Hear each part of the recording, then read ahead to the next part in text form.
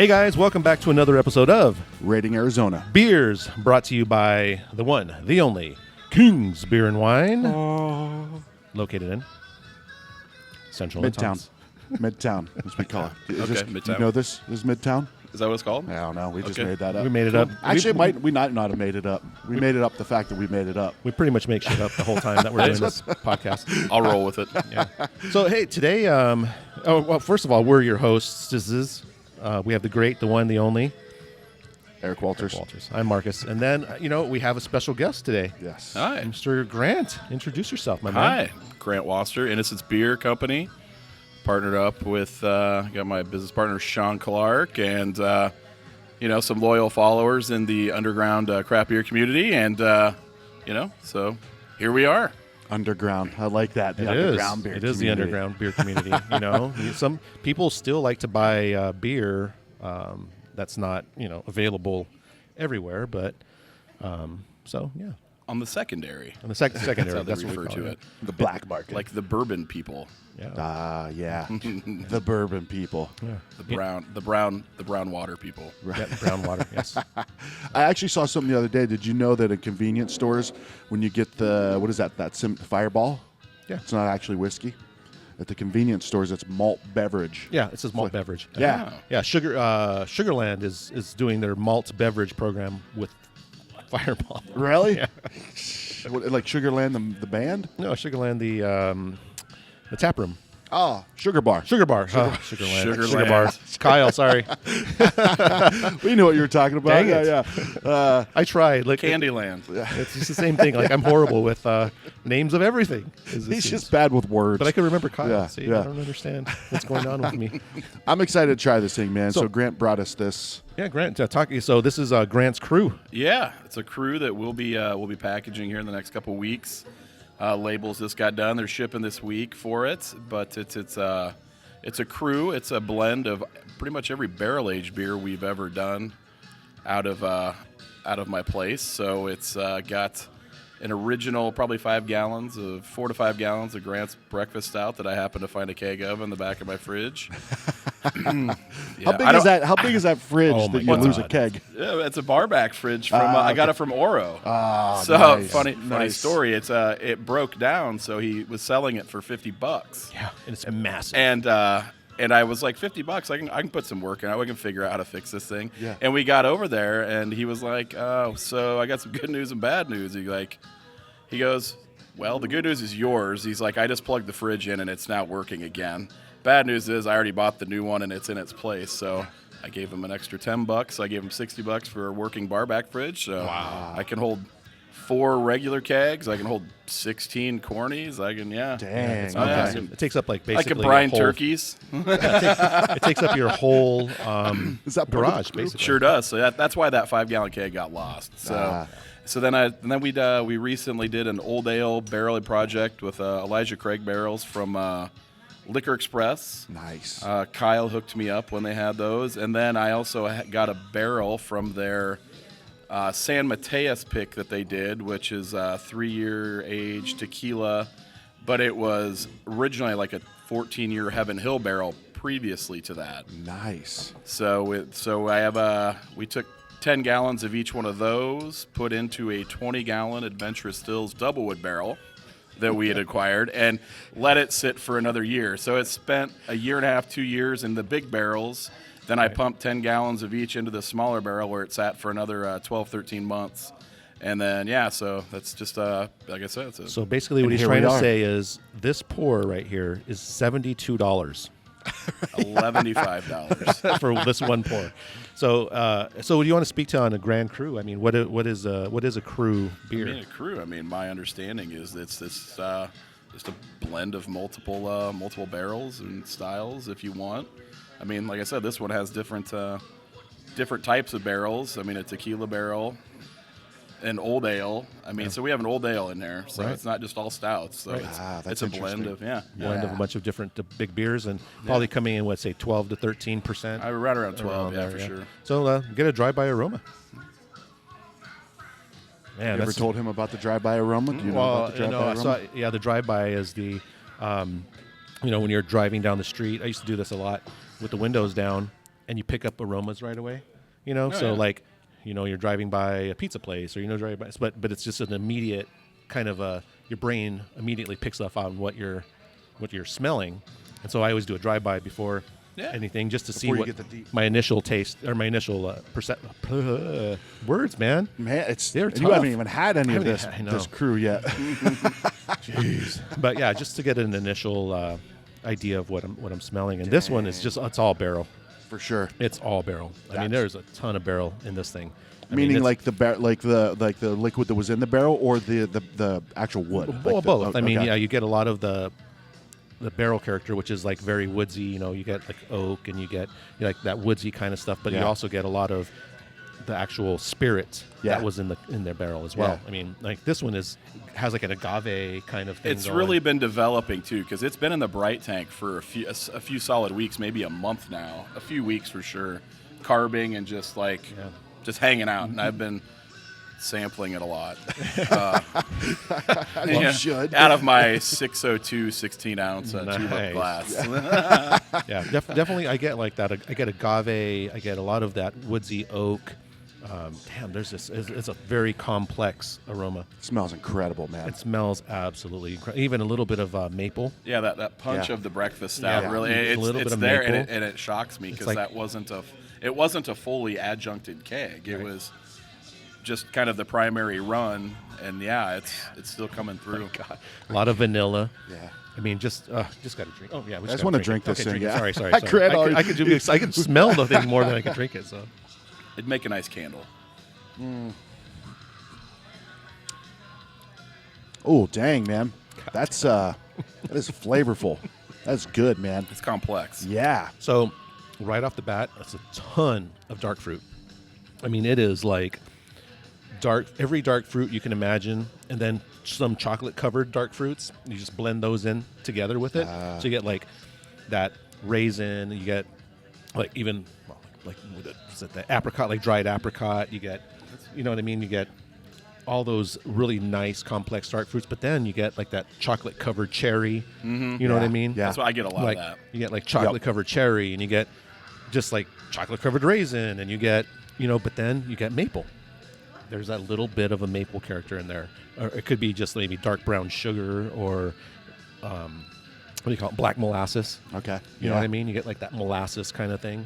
Did you get all that too, Sure. Grant? Like this guy, like his descriptions are Well, he- blow me like, away, man. So him, and then like I said, like Sean, who I brew with, like his descriptions, I'm just like, sure, Yeah. he says, I agree, Yeah. I concur. For sure, every I time he concur. points out him, I couldn't pick it out So I'm myself. saying this is but best. This has probably been in this for about 90 minutes or 2 hours, so it's had a chance. It's warm. Yeah. like It's it's like perfect. it's like hot almost. No, well, it in does a good way. It is. It's not boozy though. Yeah. You know No, what I mean? no. It's not boozy. It's very clean. I mean, this thing has alcohol legs like you couldn't believe. So 12%. It drinks a little bit heavier. Yeah. That's a heavier scary than that. beer. That is a scary beer right there, But I'll because tell that you is what. smooth for what that is. That is. And that it's is, going into 12-ounce cans. Yeah. Yeah. Like we have plenty of those, and this doesn't need to be in a big can. No, absolutely not. And I mean, man, it is absolutely delicious. You guys, I mean, but everything like Grant's breakfast stout is. It's just mic drop type of beer. Yeah. So I mean, absolutely delicious stuff that they pull out of there.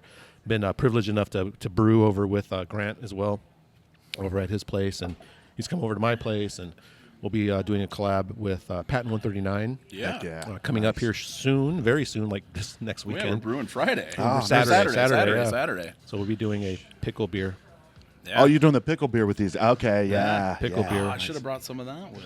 Yeah, so we'll be doing a pickle beer, which will be how far away do you live? not far. 25 minutes. Yeah. So No, this is fantastic, man. Nice work on this.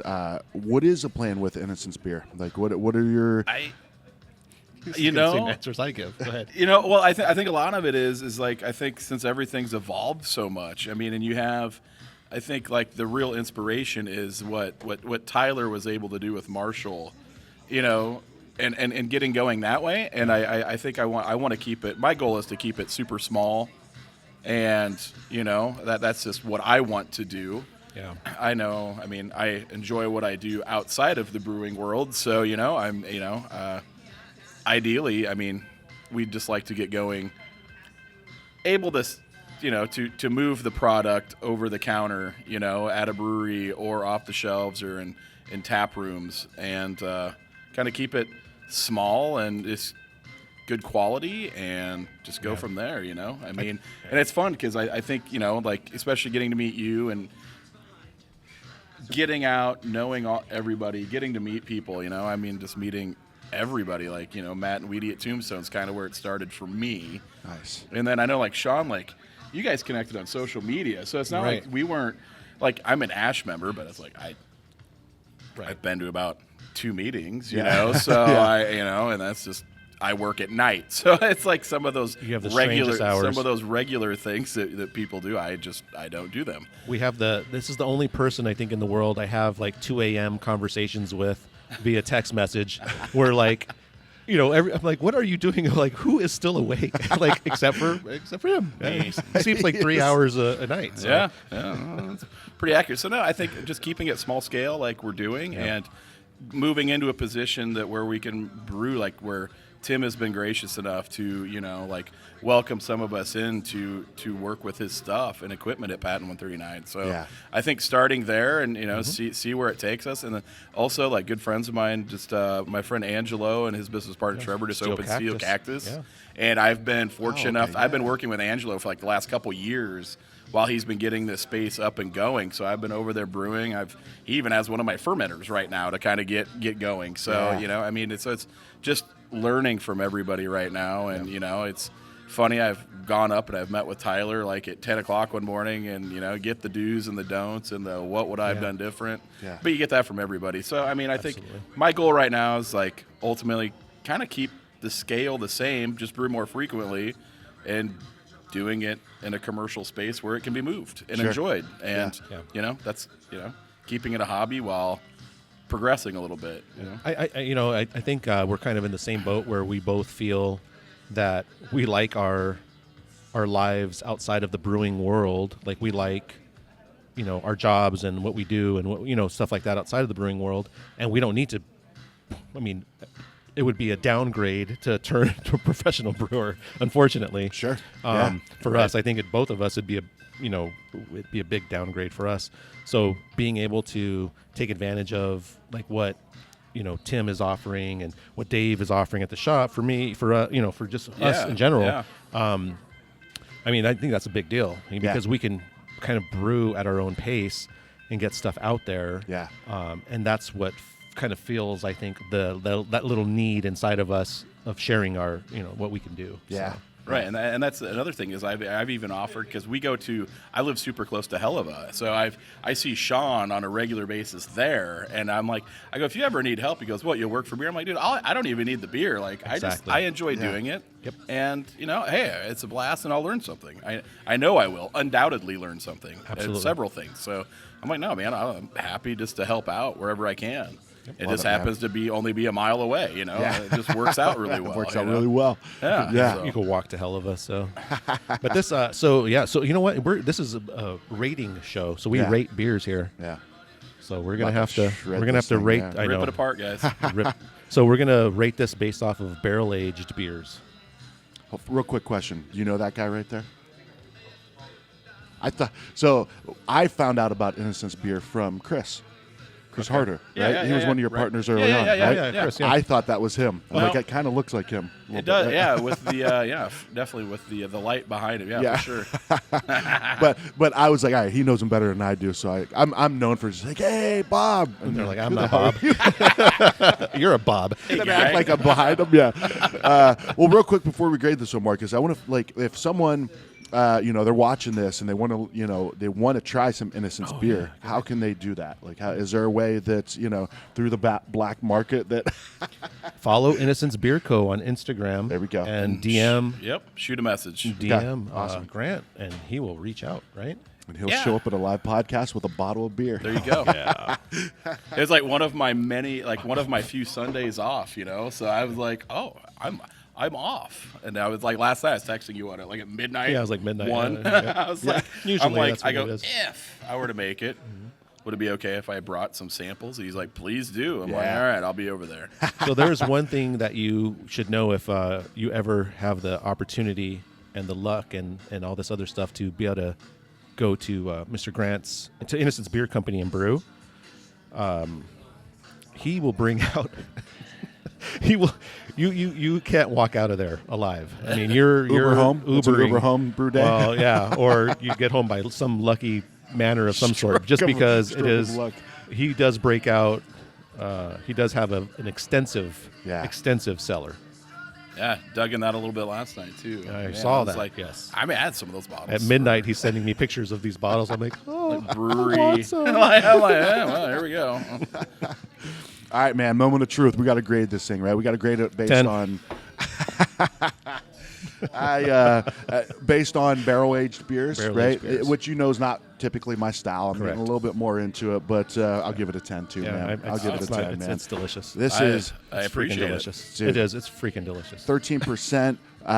Just the ease of how it drinks. It's a fantastic beer, man. It's guys like you and Marcus that's really, really changed my opinion of homebrew, right? Because I learned early on, like when I started really drinking craft beer and going to breweries and places that really knew what the hell they were talking about.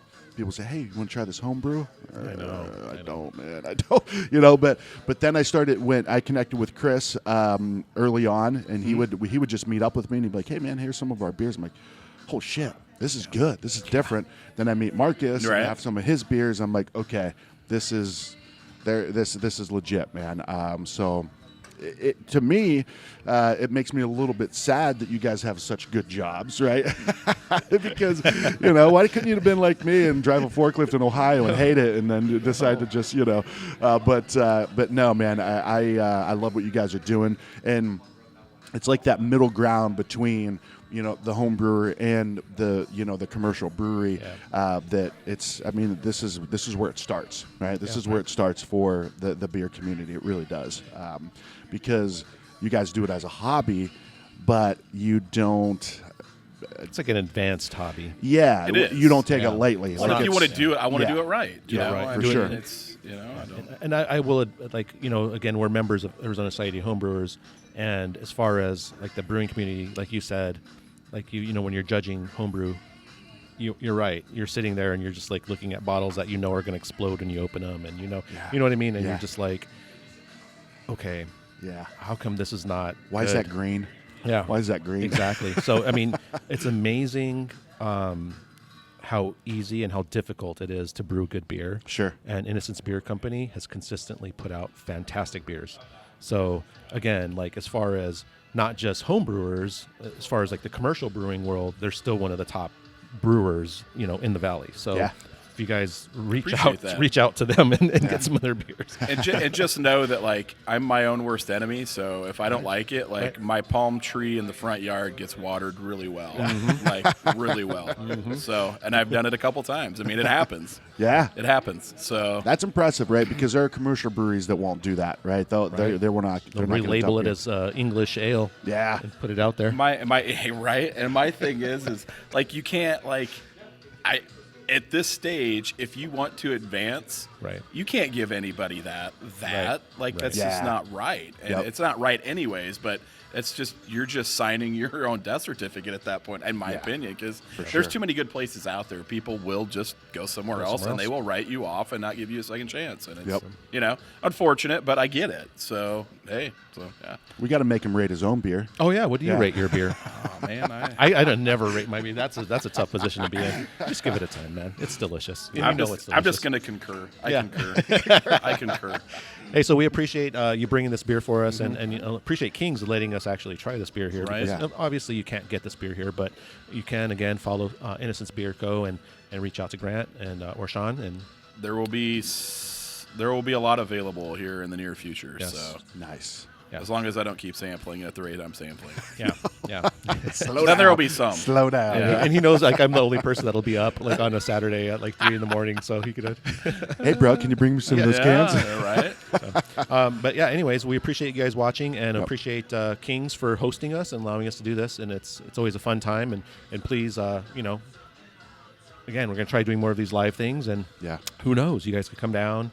and be part of the podcast. Yeah. Pick the beers, you go taste grab a along beer. with us, all that stuff. We really want to get the people involved with this as well, because that's really what it's about, right? We do these beer reviews to kind of, I guess, educate people a little bit on the nuances of beer, right? It's more than just like, oh, this is really good. Oh, that's Citra Mosaic. Cool. No, it's like breaking things down and having Marcus's knowledge and Right. his long list of descriptors that I just like. Yep. Oh yeah, absolutely. Chocolate covered cherry. Yeah. Yeah, fresh cut garden hose. I haven't used that one. We're gonna use recently. that one. Yeah. We're gonna use that one. That's a in the great next one somehow. band name. Yeah. Right? There we go. Yep. All right. We're gonna shut this off before we have too many good ideas. So, All right. Grant, Cheers. thanks, man. Cheers. Appreciate you, buddy. Appreciate you. Yeah, absolutely. Thank you for all you guys do, man. It's great. Drinking and recording it because we think people like it, and then we're out on that.